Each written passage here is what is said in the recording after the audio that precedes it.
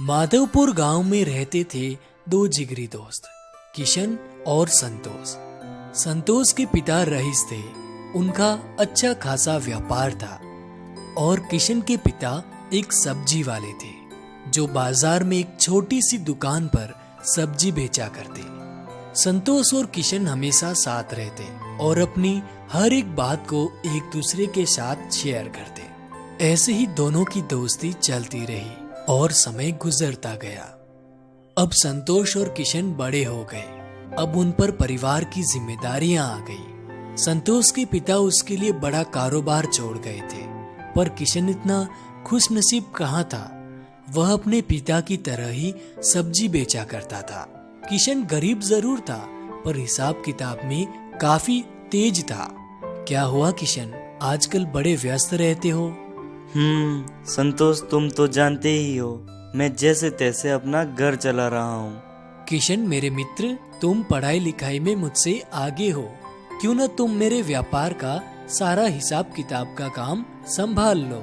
इससे मेरा काम भी हो जाएगा और तुम्हें अच्छे पैसे भी मिल जाएंगे। क्यों, क्या बोलते हो? अच्छा है, बताओ कब से काम शुरू करें? कल से ही गोदाम पर आ जाना। अब किशन अगले ही दिन से संतोष के गोदाम पर हिसाब किताब का काम करने लगा। इसी तरह दिन बीतते रहे।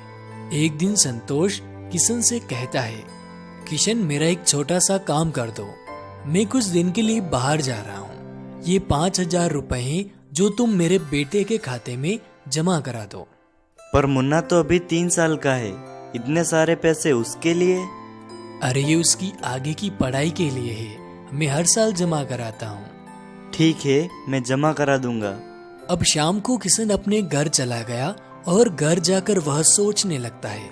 एक संतोष है जो उसके बेटे के लिए इतने पैसे जमा कर रहा है, और मेरा तो सारा खर्चा निकाल कर भी महीने के 100 रुपए बचते हैं। सिर्फ 100 रुपए से क्या होगा?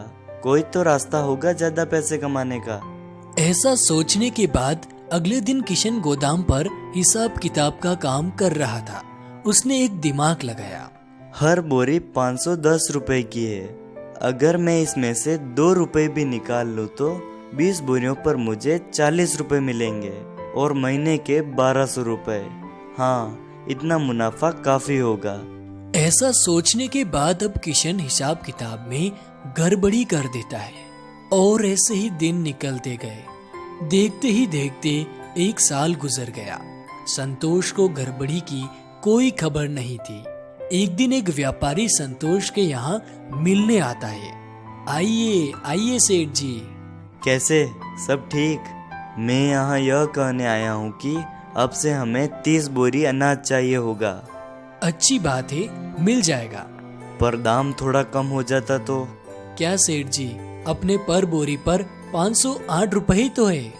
508 नहीं, 510 में खरीदता हूँ। जरूर आपसे कुछ भूल हुई है, मैं 508 में ही देता हूँ। अपना हिसाब चौका है, 510 मतलब 510 में लेता हूँ। अब संतोष को थोड़ा शक हो गया। वो तुरंत गोदाम में गया और उसने हिसाब की डायरियां देखी तो 510 लिखा, जबकि उसको 508 रुपए ही मिलते थे।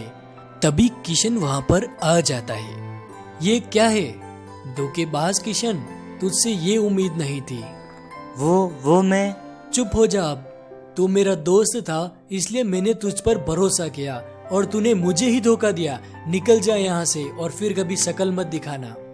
अब किशन को अपनी गलती समझ आ गई, पर उस दिन के बाद दोनों की दोस्ती हमेशा के लिए टूट गई और इसका कारण था किशन का लालच। तो बच्चों, लालच के कारण दोस्ती भी टूट सकती है और रिश्ता भी, इसीलिए कभी लालच ना